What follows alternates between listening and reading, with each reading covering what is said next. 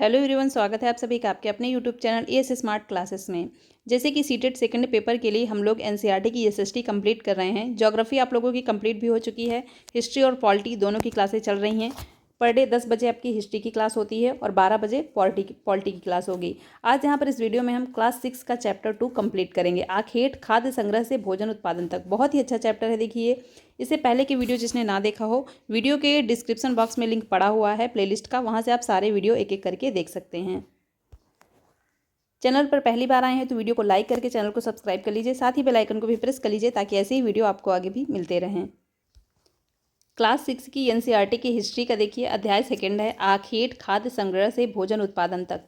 यहाँ पर देखिए जितने भी इंपॉर्टेंट पॉइंट्स थे सभी को मैंने हाईलाइट कर रखा है। इसका पीडीएफ भी मैं अपने व्हाट्सएप टेलीग्राम ग्रुप में शेयर कर दूंगी, वहाँ से आप लोग इसको डाउनलोड कर सकते हैं। व्हाट्सएप टेलीग्राम ग्रुप का लिंक वीडियो के डिस्क्रिप्शन बॉक्स में दिया हुआ है, वहाँ से आप लोग ज्वाइन हो सकते हैं। स्टार्ट करेंगे आज का टॉपिक। बहुत ही अच्छा टॉपिक है। देखिए, पहले के लोग आखेट द्वारा भोजन प्राप्त करते थे, वही चीज़ें यहाँ पर हैं। देखिए, तुषार की रेल यात्रा। तुषार का एक नाम का एक लड़का है, वो रेल यात्रा कर रहा है और उसने उसी के बारे में अपने अनुभव यहाँ पर बताए हैं। तुषार अपने एक रिश्तेदार की शादी में दिल्ली से चेन्नई जा रहा था। रेल में उसे खिड़की वाली सीट मिल गई, जहाँ से वह बाहर का नज़ारा देखने में मग्न हो गया। तेज़ दौड़ती गाड़ी से उसने देखा कि पेड़ पौधे, घर, खेत खलिहान बड़ी तेजी से पीछे की ओर छूटते चले जा रहे थे। तभी उसके चाचा ने उसके कंधे पर हाथ रखकर कहा, पता है, लोगों ने मात्र 150 साल पहले रेल से यात्रा शुरू की थी, बस तो इसके कुछ दशक बाद आई है। तुषार सोचने लगा कि जब लोगों के पास आने जाने के लिए तेज रफ्तार वाली सवारियां नहीं थी तो क्या वे यात्रा नहीं करते थे? क्या वे अपनी सारी जिंदगी एक ही जगह पर बिता दिया करते थे? नहीं, ऐसी बात नहीं है। अब देखिए, स्टार्ट होता है यहाँ से आपका आरंभिक मानव। आखिर वे इधर उधर क्यों घूमते थे? प्रारंभ के जो मानव थे, देखिए, वो इधर उधर घूमते थे, घुमंतु थे, या कह सकते हैं उनका कोई ठिकाना नहीं था, घर वर नहीं वो लोग बनाते थे। बस जहाँ भी उनको खाने पीने की थोड़ी बहुत चीज़ें मिलती, फल वल आखेट करने का, वहीं पर वो लोग रुक जाते थे। हम उन लोगों के बारे में जानते हैं जो इस उपमहाद्वीप में 20 लाख साल पहले रहा करते थे। आज हम उन्हें आखेटक खाद्य संग्राहक के रूप में जानते हैं। भोजन का इंतजाम करने की विधि के आधार पर उन्हें हम इस नाम से पुकारते हैं। तो देखिए, आखेटक मतलब शिकार करके वो लोग अपने खाद्य का संग्रह करते थे, तो इसीलिए उनका उस समय के लोगों का नाम पड़ गया आखेटक खाद्य संग्राहक। आमतौर पर खाने के लिए वे जंगली जानवरों का शिकार करते थे, मछलियाँ और चिड़िया पकड़ते थे, फल फूल, दाने, पौधे, पत्तियां, अंडे इकट्ठा किया करते थे। तो देखिए, यही उनके खाने की चीज़ें थी पहले, इसीलिए उनको आखेटक और खाद्य संग्राहक कहा जाता था। इसीलिए वो इधर उधर घूमते रहते थे, क्योंकि फल फूल, दाने, पौधे, पत्तियां एक जगह पर जब रहेंगे, वहाँ का धीरे धीरे ख़त्म ही हो जाएगा ना, तो दूसरी जगह जाएंगे, फिर वहाँ पर खाएंगे। नेक्स्ट है, देखिए, आखेटक खाद्य संग्राहक समुदाय के लोग एक जगह से दूसरी जगह घूमते रहते थे। ऐसा करने के कई कारण थे। कारण भी देखिए यहाँ पर बताए गए हैं। पहला कारण यह है कि अगर वे एक ही जगह पर ज़्यादा दिनों तक रहते तो आसपास के पौधे, फलों और जानवरों को खाकर समाप्त कर देते थे, इसलिए भोजन की तलाश में इन्हें दूसरी जगह जाना पड़ता था, जो मैंने ऊपर अभी आपको एक्सप्लेन कर दिया है। दूसरा कारण यह था कि जानवर अपने शिकार के लिए या फिर हिरण और मवेशी अपना चारा ढूंढने के लिए एक जगह से दूसरी जगह जाया करते हैं, इसलिए इन जानवरों का शिकार करने वाले लोग भी इनका पीछा करते होंगे। तो देखिए, जानवर भी जो होते हैं उनको भी तो खाना पीना चाहिए। पेड़ पौधे से अगर वो पत्तियां खाते हैं, कुछ जैसे दूसरे जानवरों का शिकार करते हैं, तो जब एक ही जगह पर रहते हैं तो धीरे धीरे कि वहाँ की चीज़ें खत्म हो जाती हैं, उनके खाने के लिए कम हो जाती हैं, तब वो दूसरी जगह जाते हैं। तो कुछ लोग देखिए उनका पीछा करते भी दूसरी जगह पहुँच जाते थे। 4 कारण है। देखिए, तीसरा कारण है, पेड़ों और पौधों के फल फूल अलग अलग मौसम में आते हैं, इसलिए लोग उनकी तलाश में उपयुक्त मौसम के अनुसार अन्य इलाकों में घूमते रहते थे। किसी मौसम में किसी पेड़ों में फल आते हैं, किसी मौसम में किसी में, तो मौसम के अनुसार लोग इधर उधर घूमते रहते थे। चौथा कारण यह है कि पानी के बिना किसी भी प्राणी, पेड़ पौधे का जीवित रहना संभव नहीं होता और पानी झीलों, झरनों तथा नदियों में ही मिलता है। यद्यपि कई नदियों और झीलों का पानी कभी नहीं सूखता, कुछ झीलों और नदियों में पानी बारिश के बाद नहीं मिल पाता है, इसलिए ऐसी झीलों और नदियों के किनारे बसे लोगों को सूखे मौसम में पानी की तलाश में इधर उधर जाना पड़ता था। देखिए, पानी के लिए भी लोग इधर उधर जाते थे। ये कारण हो गए आपके कि क्यों लोग इधर उधर घूमते थे। सारी चीज़ें देखिए क्लियर हो गई। आगे बढ़ेंगे। आरंभिक मानव के बारे में जानकारी हमें कैसे मिलती है? अब हम लोग तो तब के हैं नहीं, यही चीज़ यहाँ पर बताई गई है कि कैसे जानकारी मिलती है। पुरातत्वविदों को कुछ ऐसी वस्तुएं मिली हैं जिनका निर्माण और उपयोग आखेटक खाद्य संग्राहक किया करते थे। यह संभव है कि लोगों ने अपने काम के लिए पत्थर, लकड़ियों और हड्डियों के औजार बनाए। इनमें से पत्थरों के औजार आज भी बचे हुए हैं। तो देखिए बहुत सी ऐसी चीज़ें होती हैं जो ख़त्म नहीं होती हैं, वो बनी रहती हैं। जैसे पिछले चैप्टर में मैंने आपको बताया था कि गेहूं के दाने अगर जले हुए हैं तो वैसे के वैसे बने रहेंगे, अगर वो जले हुए नहीं है, नॉर्मल हैं, तो सड़ जाएंगे। तो ऐसे ही कई जगह से ये गेहूं के दाने भी प्राप्त किए गए थे, जिससे पता चलता है कि पहले लोग खेती करते थे। वही चीज़ यहाँ पर भी देखिए कि कुछ चीज़ें हैं जैसे पत्थरों, लकड़ियों की हड्डियों के औजार बनाए गए थे पहले, जो इनमें से पत्थरों के औजार आज भी बचे हुए हैं। ये पुरातत्वविद जो हैं उन्होंने खोज कर निकाला है। इसी से देखिए पता चलता है कि पिछले समय में अंदाज़ा लगाया जाता है कि क्या क्या चीज़ें लोग यूज़ करते थे। इनमें से कुछ औजारों का उपयोग फल फूल काटने, हड्डियों और मांस को काटने, पेड़ों की छालों और जानवरों की खाल उतारने के लिए किया जाता था। कुछ के साथ हड्डियों तथा लकड़ियों के मुट्ठे लगाकर भाले और बाण जैसे हथियार बनाए जाते थे।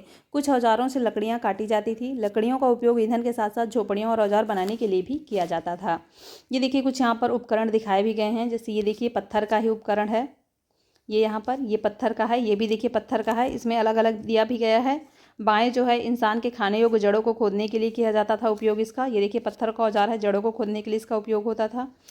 साथ ही में देखिए इसकी बात करें तो इसका उपयोग जानवरों की खाल से बने वस्त्र को सिलने के लिए किया जाता था। ये देखिए ये ऐसा बना हुआ है, ये कोई कपड़ा जैसे सिल रहा है, ये हाथ है देखिए।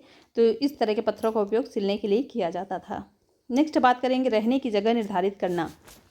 मानचित्र 2 को देखो। लाल त्रिकोण वाले स्थान वे पुरा स्थल हैं जहां पर आखेटक खाद्य संग्राहक के होने के प्रमाण मिले हैं। इनके अलावा भी और कई स्थानों पर आखेटक खाद्य संग्राहक रहते थे। मानचित्र में सिर्फ कुछ गिने चुने स्थान ही चिन्हित किए गए हैं। कई पुरा स्थल नदियों और झीलों के किनारे पाए गए हैं। तो यहाँ पर देखिए, यहाँ पर कह रहा है कि रेड कलर के जो हैं त्रिकोण वाले स्थान वो किससे संबंधित हैं, तो वो संबंधित हैं इन्हीं आखेटक और खाद्य संग्राहक से। ये देखिए यहाँ पर अलग अलग जगह दिखाई गई हैं। जैसे देखिए कुरनूल की गुफाएं हो गई, ये देखिए यहाँ पर हुसगी हो गया, और ये देखिए भीमबेटका वाले स्थान पर। साथ ही में और भी देखिए जगह होंगी इसमें। हाँ ये देखिए तीन ही जगह इसमें दिखाई गई हैं। अलग अलग चीज़ों को यहाँ पर दिखाया गया है। देखिए जैसे ये जो रेड कलर का चिन्ह है ये पूरा पाषाणिक पुरा स्थल है। नवपाषाणिक पुरा स्थल ये येलो वाला जो चौकोर चिन्ह है। ग्रीन वाला जो महापाषाणिक पुरा स्थल है। आगे इन चीज़ों को पढ़ते जाएंगे, उसके बाद मैं आपको दिखाते जाऊँगी। नेक्स्ट देखिए, चूंकि पत्थर के उपकरण बहुत महत्वपूर्ण थे, इसलिए लोग ऐसी जगह ढूंढते रहते थे जहां अच्छे पत्थर मिल सकें। तो पहले देखिए पाषाण काल ही था, पत्थर के लोग उपकरण बनाते थे, तो पत्थर ही उनके लिए इंपॉर्टेंट रहा है। तो पत्थर ही वो तरह तरह के पत्थर ढूंढते रहते थे। एक देखिए पॉइंट यहाँ पर है भीमबेटका, बहुत ही इंपॉर्टेंट है। आधुनिक मध्य प्रदेश में है ये। इस पुरा स्थल पर गुफाएं व कंदराएं मिली हैं। लोग इन गुफाओं में इसलिए रहते थे क्योंकि यहाँ उन्हें बारिश, धूप, हवाओं से राहत मिलती थी। ये गुफाएं नर्मदा घाटी के पास हैं। क्या तुम बता सकते हो कि रहने के लिए लोगों ने यह जगह क्यों चुनी? तो यहाँ पर देखिए बताया ही गया है कि लोग इस गुफाओं में रहते थे बारिश से बचने के लिए, धूप हवाओं से यहाँ पर राहत मिलती थी, इसीलिए लोग यहाँ पर रहते थे। भीमबेटका आपका कहाँ पर है? मध्य प्रदेश में।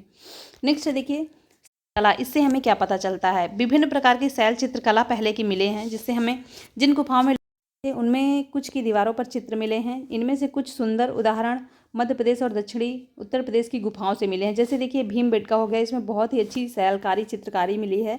इसमें जंगली जानवरों की बड़ी कुशलता से सजीव चित्रण किया गया है। तो देखिए क्या क्या चित्रण मिला है कि जंगली जानवरों को एकदम सजीव तरीके से, ऐसा लगता है बिल्कुल सजीव है, चित्रण यहाँ पर किया गया है। नेक्स्ट देखिए एक पॉइंट है यहाँ पर पुरा स्थल। पुरा स्थल उस स्थान को कहते हैं जहाँ औजार, बर्तन और इमारतें जैसी वस्तुओं के अवशेष मिलते हैं। ऐसी वस्तुओं का निर्माण लोगों ने अपने काम के लिए किया था और बाद में उन्हें वहीं छोड़ गए। ये जमीन के ऊपर, अंदर, कभी कभी समुद्र और नदी के तल में भी पाए जाते हैं। इन पुरा स्थलों के बारे में आपको अगले अध्याय में बताया जाएगा। तो देखिए ये पुरा स्थल के बारे में अगले अध्याय में पढ़ेंगे।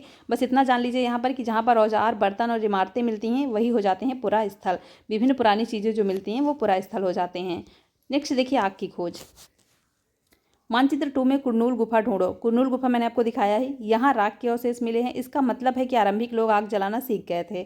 आग का इस्तेमाल कई कार्यों के लिए किया गया होगा, जैसे कि प्रकाश के लिए, मांस भूनने के लिए तथा खतरनाक जानवरों को दूर भगाने के लिए। अब देखिए सारी चीज़ें इनको नहीं मिल गई हैं, कुछ अंदाजा भी लगाया जाता है। जैसे राख के ढेरे मिले तो इन्होंने सोचा कि आग का इस्तेमाल किया जाता रहा होगा। अब किया तो किसके लिए? वो लोग देखिए खाना वाना पकाना तो जानते नहीं थे, केवल शिकार करते थे और फल फूल खाते थे, तो मांस को भूनते रहे होंगे और साथ ही में उजाला के लिए उसका इस्तेमाल करते रहे होंगे और ख़तरनाक जानवरों को दूर भगाने के लिए इस्तेमाल करते रहे होंगे। नेक्स्ट देखिए नाम और तिथियाँ। हम जिस काल के बारे में पढ़ रहे हैं, पुरातत्वविदों ने उनके बड़े बड़े नाम रखे हैं। आरंभिक काल को वे पुरापाषाण काल कहते हैं। ये दो शब्दों पुरा यानी प्राचीन और पाषाण यानी पत्थर से बना है। तो देखिए आरंभिक काल जब स्टार्टिंग वाला बिल्कुल था वो पुरापाषाण काल उसका नाम है। उसके बाद देखिए उसके बाद क्या, यहाँ पर देखिए ये दो शब्दों से पुरा पाषाण बना है। पुरा मतलब प्राचीन हो जाता है, पाषाण मतलब पत्थर हो जाता है, मतलब प्राचीन पत्थर से बना।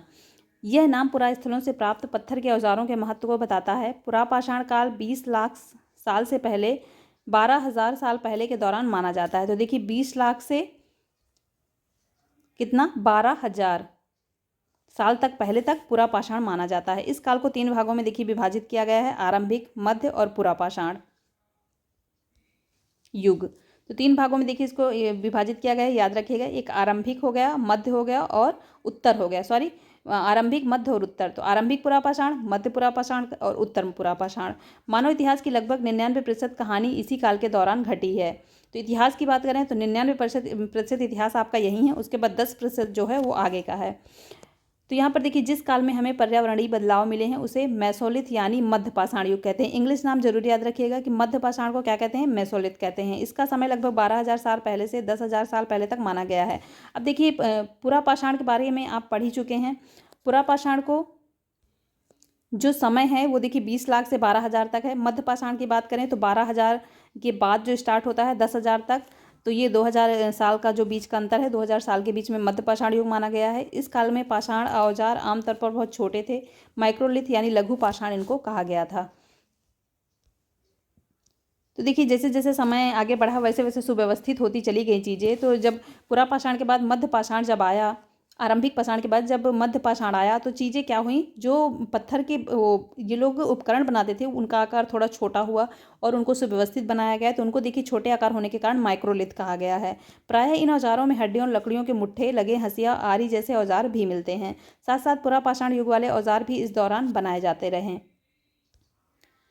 दूसरा देखिए बात करें, अगले युग की शुरुआत 10,000 साल से पहले होती है। इसे नवपाषाण युग कहा जाता है। नवपाषाण का क्या मतलब होता है, तो देखिए हमें कुछ स्थानों के नाम दिए गए हैं। अगले अध्यायों में तुम्हें ऐसे अनेक नाम मिलेंगे। अक्सर हम पुराने स्थानों के लिए उन नामों का प्रयोग करते हैं जो प्रचलित हैं, क्योंकि हमें ज्ञात नहीं है कि उस काल में इनके क्या नाम रहे होंगे। तो देखिए पहले के बारे में कुछ लिखा हुआ नहीं मिलता, जैसे मैंने आपको बताया, बस अंदाज़ा कुछ चीज़ों का लगा लिया जाता है। कुछ चीज़ें पाई जाती हैं और उसी से कुछ अंदाज़ा लगा लिया जाता है। तो यहाँ से देखिए सारी चीज़ें आपको क्लियर हो गई होंगी कि सबसे पहला जो काल था कौन सा था, पुरा पाषाण काल था। पुरा पाषाण काल को आरंभिक, मध्य और उत्तर 3 भागों में बांटा गया था। दूसरे नंबर पर आपका मध्य पाषाण युग हो गया और तीसरे नंबर पर आपका हो गया नवपाषाण युग। पुरा पाषाण की बात करें तो 20 लाख से 12,000 साल पहले तक है, और मध्य पाषाण की बात करें तो 12,000 से देखिए 10,000 साल पहले तक माना गया है, और नवपाषाण की बात करें तो 10,000 साल पहले से इसकी अवधि मानी गई है। यहाँ पर याद ये रखिएगा कि मध्य पाषाण काल से माइक्रोलिथ का उपयोग होने लगा था, मतलब जो उसके पत्थरों के औजार थे वो थोड़ा छोटे होने लगे थे, जिसके कारण इसको माइक्रोलिथ कहा गया था, या लघु पाषाण, इसी को हिंदी में लघु पाषाण कहते हैं। नेक्स्ट देखिए आगे बढ़ेंगे, बदलती जलवायु। लगभग 12,000 साल पहले दुनिया की जलवायु में बड़े बदलाव आए और गर्मी बढ़ने लगी। इसके परिणाम स्वरूप कई क्षेत्रों में घास वाले मैदान बनने लगे। इससे हिरन, बारहसिंगा, भेड़, बकरियां और गाय जैसे उन जानवरों की संख्या बढ़ी जो घास खाकर जिंदा रह सकते हैं। जो लोग इन जानवरों का शिकार करते थे वे इनके पीछे आए और इनके खाने पीने की आदतों और प्रजनन के समय की जानकारी हासिल करने लगे। हो सकता है कि तब लोग इन जानवरों को पकड़कर अपनी जरूरतों के अनुसार पालने की बात सोचने लगे होंगे। साथ ही इसी काल में मछली भी भोजन का महत्वपूर्ण स्रोत बन गई। खेती और पशुपालन की शुरुआत भी हुई। देखिए इसी दौरान उपमहाद्वीप में भिन्न भिन्न इलाकों में गेहूं, जौ, धान जैसे अनाज प्राकृतिक रूप से उगने लगे थे। शायद महिलाओं, पुरुषों और बच्चों ने इन अनाजों को भोजन के रूप में बटोरना शुरू कर दिया। साथ ही वे यह भी सीखने लगे कि ये अनाज कहाँ उगते थे और कब पककर तैयार होते थे। ऐसा करते करते लोगों ने इन अनाज को खुद पैदा करना सीख लिया। तो देखिए धीरे धीरे ही लोगों ने सीखा। पहले तो वो लोग शिकार करते थे, फल फूल से अपना पेट किसी तरह भरते थे। धीरे धीरे उन्होंने देखिए अनाज को बटोरना सीखा। धीरे धीरे उनकी खेती करना सीख गए।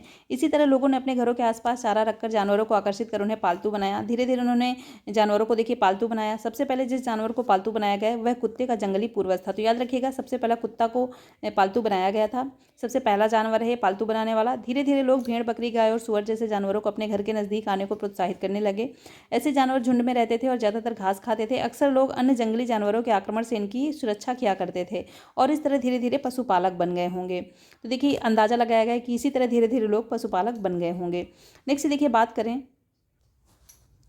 घरेलूकरण की प्रक्रिया, ये होती क्या है। देखिए लोगों द्वारा पौधे उगाने और जानवरों की देखभाल करने की घरेलूकरण की प्रक्रिया नाम दिया गया है। तो जब लोग पौधे उगाते हैं और जानवरों की देखभाल करते हैं तो उसी को कहते हैं घरेलूकरण की प्रक्रिया। यहाँ पर देखिए यही इंपॉर्टेंट था। आगे मैं आपको और दिखाती हूँ। यहाँ पर देखिए एक चीज़ ये देख लीजिए कि कृषि के लिए अपनाई गई सबसे प्राचीन फसलों में गेहूं तथा जौ आते हैं।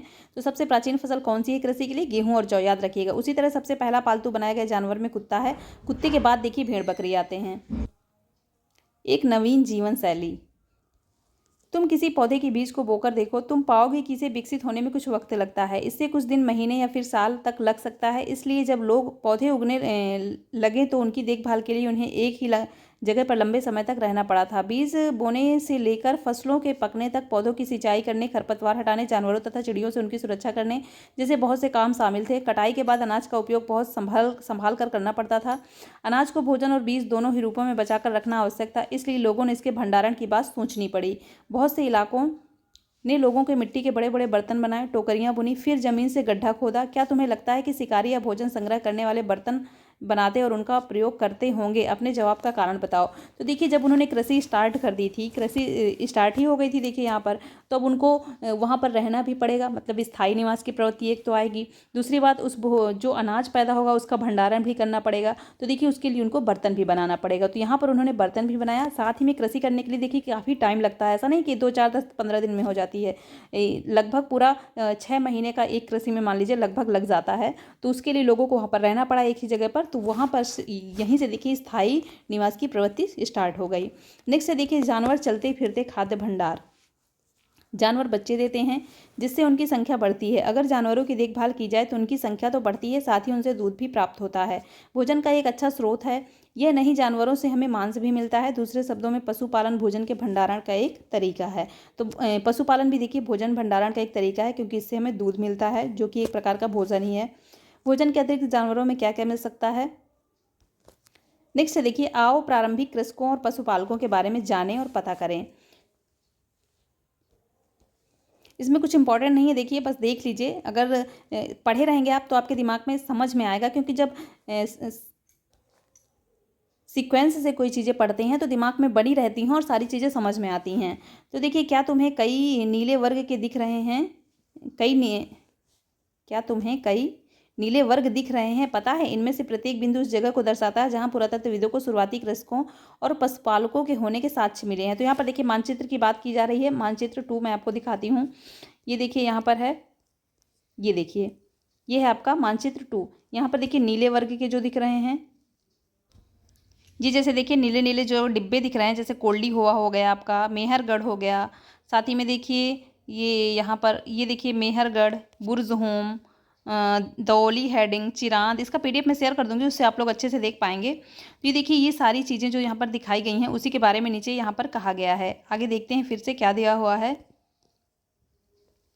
हाँ, नीले वर्ग के दिख रहे हैं। पता है इनमें से प्रत्येक बिंदु उस जगह को दर्शाता है जहाँ पुरातत्वविदों को शुरुआती कृषकों और पशुपालकों के होने के साक्ष्य मिले हैं। ये पूरे उपमहाद्वीप में पाए गए हैं। इनमें सबसे महत्वपूर्ण पश्चिमोत्तर क्षेत्र में, आधुनिक कश्मीर में और पूर्वी और दक्षिण भारत में पाए गए हैं। वास्तव में ये निर्दिष्ट स्थान कृषकों और पशुपालकों की बस्तियाँ थी या नहीं, इसे जांचने के लिए वैज्ञानिक खुदाई में मिले पौधे और पशुओं की हड्डियों के नमूने का अध्ययन करते हैं। इनमें से सबसे रोचक जले हुए अनाज के दानों के अवशेष हैं। ऐसा लगता है कि ये गलती से या फिर जानबूझकर जलाए गए होंगे। वैज्ञानिक इन अनाज के दानों की पहचान कर सकते हैं। इस तरह से हमें पता चलता है कि इस महाद्वीप के विभिन्न भागों में बहुत सारी फसलें उगाई जाती रही होंगी। वैज्ञानिक विभिन्न जानवरों की हड्डियों को भी पहचान कर सकते हैं। तो ये देखिए कैसे पहचान सकते हैं, सारी चीज़ें यहाँ पर देखिए दी हुई हैं। नेक्स्ट बात करेंगे स्थायी जीवन की ओर। कैसे स्थायी जीवन की ओर पहुँचा? पुरातत्वविदों को कुछ पुरास्थलों तथा झोपड़ियों और घरों के निशान मिले हैं, जैसे कि बुर्ज होम, वर्तमान जो कश्मीर में है, कि लोग गड्ढे के नीचे घर बनाते थे जिन्हें गर्तावास कहते थे। याद रखिएगा गर्तावास का संबंध कहाँ से है, तो बुर्ज होम से। इसमें होता क्या है कि लोग गड्ढे के नीचे घर बनाते थे जिनमें उतरने के लिए सीढ़ियाँ होती थी। इसमें उन्हें ठंड के मौसम में सुरक्षा मिलती होगी। पुरातत्वविदों को झोपड़ियों के अंदर और बाहर दोनों ही स्थानों पर आग जलाने की जगहें मिली हैं। ऐसा लगता है कि लोग मौसम के अनुसार घर के अंदर या बाहर खाना पकाते रहे होंगे। बहुत सारी जगहों से पत्थर के औजार भी मिले हैं। इनमें से कई ऐसे हैं जो पुरापाषाण युगीन उपकरणों से भिन्न हैं, इसलिए इन्हें नवपाषाण युग माना गया है। इनमें वे औजार भी हैं जिनकी धार को और अधिक पैना करने के लिए उन पर पॉलिश चढ़ाई जाती थी। ओखली और मूसल का प्रयोग अनाज तथा वनस्पतियों से प्राप्त अन्य चीज़ों को पीसने के लिए किया जाता था। तो देख लीजिए ओखली तथा मूसल भी वहाँ पर मिले हैं। साथ ही में आज हजारों साल बाद भी उखली और मूसल का प्रयोग अनाज पीसने के लिए किया जाता है। उसी तरह प्राचीन प्रस्तर युगीन औजारों का निर्माण और प्रयोग लगातार होता रहा है। कुछ औजार हड्डियों से भी बनाए जाते थे। तो देखिए पहले कुछ औजार हड्डियों से भी बनाए जाते थे। नवपाषाण काल के कुछ उपकरण देखिए यहाँ पर ये दिखाए गए हैं, पत्थरों के हैं, कुछ देखिए बड़े हैं, कुछ छोटे हैं। नेक्स्ट बात करें कि नवपाषाण युग के पुरास्थलों में कई प्रकार के मिट्टी के बर्तन मिले हैं। कभी कभी इन पर अलंकरण भी किया जाता था। अलंकरण मतलब सुंदर नक्काशी होती थी। बर्तनों का उपयोग चीज़ों को रखने के लिए किया जाता था। धीरे धीरे लोग बर्तनों का प्रयोग खाना पकाने के लिए भी करने लगे। चावल, गेहूं और दलहन जैसे अनाज सब आहार का महत्वपूर्ण हिस्सा बन गए। इसके साथ साथ अब लोग कपड़े भी बुनने लगे थे। इसके लिए कपास जैसे आवश्यक पौधे उगाए जा सकते थे। तो देखिए धीरे धीरे लोगों ने खाना बनाना शुरू कर दिया और कपड़े भी बुनने लगे। पहले लोग कपड़े उपड़े नहीं पहनते थे, लेकिन धीरे धीरे जैसे जैसे विकास होता गया कपड़े भी उन्होंने बुनना स्टार्ट कर दिया। कपड़े किससे बुनते थे? कपास जैसे आवश्यक पौधे वो लोग उगाने लगे और उसी से कपड़े बनाते थे। नेक्स्ट देखिए, क्या ये परिवर्तन हर जगह एक साथ ही आ गए होंगे? ऐसी बात नहीं है। एक तरफ जहाँ कई जगहों पर स्त्री पुरुष शिकार और भोजन संग्रह करने का काम करते थे, वहीं अन्य लोगों ने हजारों सालों के दरमियान धीरे धीरे खेती और पशुपालन को अपना लिया। बहुत जगह लोग मौसमी के मुताबिक बदल बदल कर अपनी जीविका चलाया करते थे। तो देखिए हम ये नहीं कह सकते कि एक जगह पर परिवर्तन आया तो मतलब हर जगह एक साथ ही आ गया। धीरे धीरे लोगों ने सीखा, एक दूसरे से सीखा कह सकते हैं, या धीरे धीरे ये परिवर्तन आया। नेक्स्ट देखिए सूक्ष्म निरीक्षण, मेहरगढ़ में जीवन मृत्यु। मेहरगढ़ मैंने अभी आपको ऊपर दिखाया, यह ईरान जाने वाले सबसे महत्वपूर्ण रास्ते बोलन दर्रे के पास एक हरा भरा समतल स्थान है। मेहरगढ़ संभवतः वह स्थान है जहाँ के स्त्री पुरुषों ने इस इलाके में सबसे पहले जौ, गेहूं उगाना और भेड़ बकरी पालना सीखा था। ये विभिन्न प्रकार के जानवरों की हड्डियां मिली हैं यहाँ से। इसमें हिरण तथा सुअर जैसे जंगली जानवरों तथा भेड़ और बकरियों की हड्डियां हैं। मेहरगढ़ में इसके अलावा चौकोर तथा आयताकार घरों के अवशेष भी मिले हैं। प्रत्येक घर में 4 या उससे ज़्यादा कमरे हैं, जिनमें से कुछ संभवतः भंडारण के काम आते रहे होंगे। मृत्यु के बाद समानतः मृतक के सगे संबंधी उसके प्रति सम्मान जताते थे। लोगों की आस्था है कि मृत्यु के बाद भी जीवन होता है, इसलिए कब्रों में मृतकों के साथ कुछ सामान भी रखे जाते थे। मेहरगढ़ में ऐसी कब्रें मिली हैं। एक कब्र में एक मृतक के साथ एक बकरी को भी दफनाया गया है। संभवतः इसे परलोक में मृतक के खाने के लिए रखा गया होगा। तो देखिए याद रखिएगा कि मेहरगढ़ में ऐसी कौन सी जगह अगर एग्जाम में क्वेश्चन आ जाए कि जहाँ पर मृतकों के साथ कब्रों में उनके सामान भी दफनाया जाता था, तो मेहरगढ़ में। साथ ही में उनके जानवरों को भी दफना दिया जाता था साथ में, तो मेहरगढ़ में। याद रखिएगा। ये देखिए चित्र भी दिखाया गया है कि मेहरगढ़ की कब्र का चित्र है। बकरी का कंकाल है। देखिए ये देखिए बकरी का कंकाल है और ये मनुष्य का कंकाल है। तो यहाँ पर इसके साथ बकरी को भी दफनाया गया है। मेहरगढ़ के घर का चित्र भी देखिए यहाँ पर दिखाया गया है। ये ऐसे इस प्रकार के कुछ घर होते थे। देखिए 4 कमरे हैं इसमें। मेहरगढ़ के घर शायद ऐसे दिखते हों। तुम जिस घर में रहते हो उसके साथ इस घर पर क्या समानता है? तो देखिए शायद वही चीज़ है ना कि कल्पना की जा सकती है, क्योंकि कुछ लिखा हुआ तो मिल नहीं रहा पहले के टाइम का। सिर्फ कल्पना कर सकती हैं, जो पुरातत्वविद कुछ चीज़ें खोजते हैं उसके अनुसार कल्पना कर सकते हैं। एक चीज़ देखिए यहाँ पर ये इंपॉर्टेंट है, कुछ महत्वपूर्ण तिथियां हैं। मध्य पाषाण युग 12,000 साल से 10,000 साल पहले तक। बसने की प्रक्रिया का आरंभ हुआ 12,000 साल पहले, मतलब मध्य पाषाण काल से आपका। नवपाषाण युग की बात करें तो 10,000 साल से पहले। और मेहरगढ़ बस्ती का आरंभ हुआ था लगभग 8,000 साल से पहले।